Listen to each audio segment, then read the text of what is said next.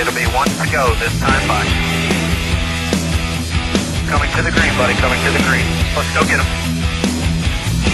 Go, go, go. Dig, dig, dig. Go, go, go, go. Get your motor running. Head out on the highway.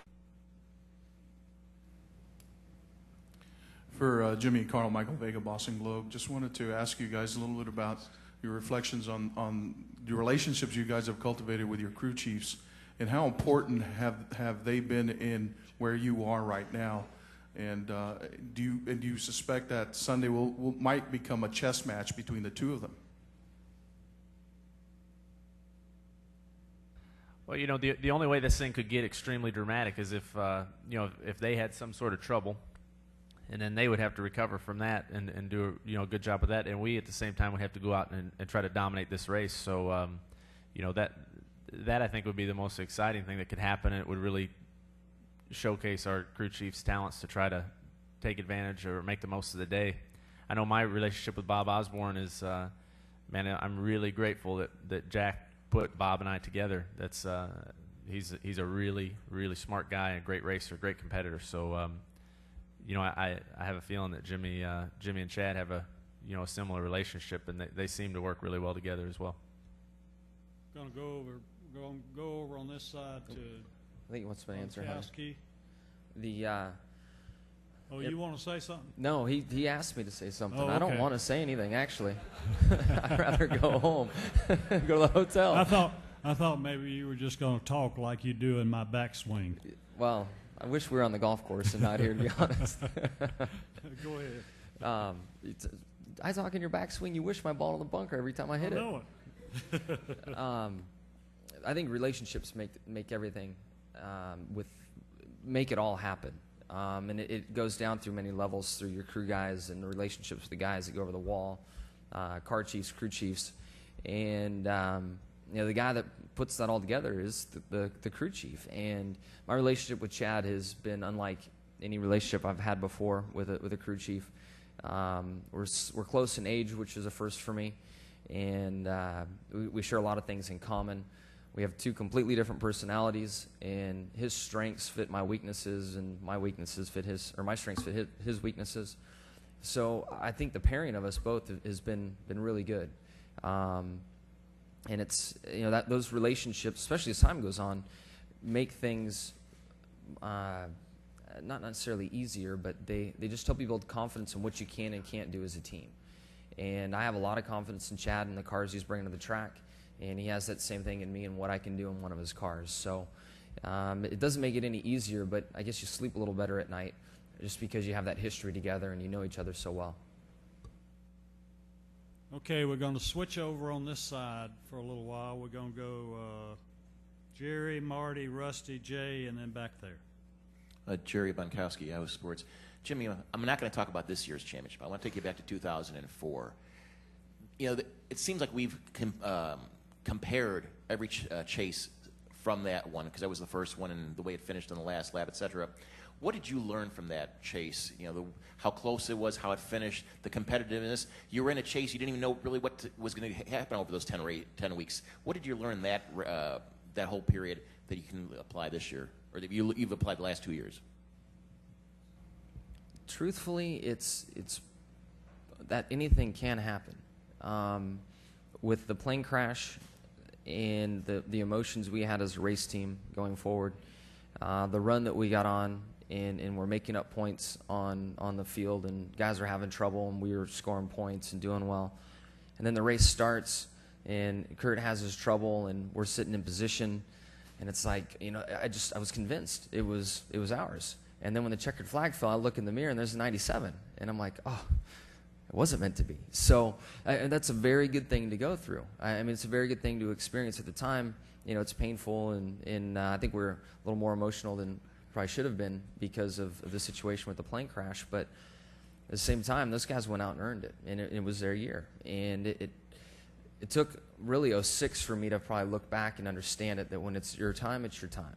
And as I look through my career, I've done well in other forms of racing and other levels of racing, but it wasn't my time yet. And when it's your time, you got to take advantage of it. And So I've built some confidence in that, because there's a lot of voices in all of our heads about what's going on and pressure and all those things. So as I've worked through some of these experiences, it helps me stay a little more calm, and I'm just trying to stand on the mindset that if, you know, it's meant to be this week, it's meant to be, and we're in a great position to do that. Sort of similar. You sort of trumped me a little bit there, Jerry. Marty Smith, ESPN. Johnson, you hear a lot, you have to lose one in order to win one. You have to kind of learn that process. How much does a team mature? What does a team learn when they fail? I think you learn about your fight and who you are and what you want to accomplish. You just learn a lot about yourself and the fight and character that you have and that your team has. And you know, I personally learn more when I make mistakes than I ever have when things go well. It doesn't matter if it's personal life or professional life. You know, when you make mistakes and things slip through your fingers, that's when I learn the most. Jimmie, in the sport, I've noticed a long time that drivers get certain personalities. For the King, it was driving hard and his hat and his glasses. For Darrell, it was a hard-driving guy that they nicknamed Jaws. For Dale Jarrett right here, the ultimate gentleman. For me, it was Rubberhead with a big mouth. It was wide open. Everybody gained personalities. We did a piece on you last week with ESPN where we followed you around, and you looked like you were having fun in the limousine, and you jumped up. We said, look, people don't get me, man. I'm this just jackass Mel Cajon. But when I came racing NASCAR, I had to learn that I got to be polished. I got to be a corporate guy. I got to see all the right things. I got to dress right. I got to do the whole thing.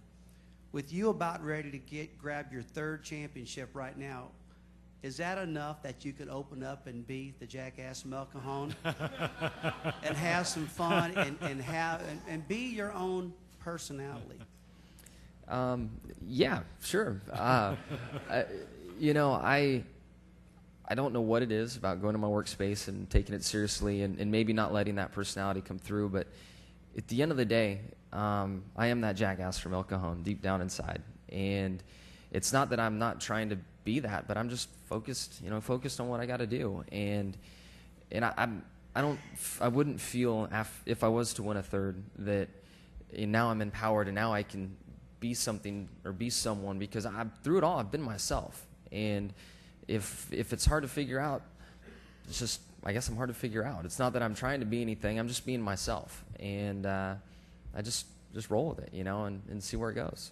Do you often think about the Intimidator, how he had that atmosphere around him, and how Tony Stewart is, you know, controversial, mad at the world all the time, it seems like? Everybody's got their own different personalities, and have you thought about creating that for yourself and the fans, or are you happy what you're doing right now? I'm very happy with what I'm doing. I'm proud of who I am. I'm proud of what I've done in the sport, and you know, I think things come a little later. I didn't race against Dale Sr., but I know he knocked the crap out of everyone every chance he had. But I think the Intimidator part came a little later, if I'm not mistaken. You know, I look at different personalities in the sport, and those are things that are, I mean, the guy has to act that way, but they're kind of given to him. And I'm not one that's going to sit up at night and say, wow, I need to be a funny guy, or I need to be the Intimidator, or I need to be any of those things. Oops. I'm just doing my thing. And I guess I'm the confusing guy, so it is what it is. I got one more, then I'm done. You guys have won so much, and you all got your unique ways of doing things. Carl, you do the backflip when you win, and Jimmie, you spin out, and you do a great job of doing that, burning out. Have you guys ever thought about, hey, I'm going to go in the 09 season, I'm going to do something a little different for the fans. I'm going to try something a little different. Are you going to stick with what you've been doing, or are you going to change it up? I think Carl should go for a double backflip, personally. I could get maybe 1 1/4. Straight to the hospital right then. So the problem is I came out with that backflip, and that's about all I got. So I just got to stick with it. I can't do flips, so I'm just doing donuts.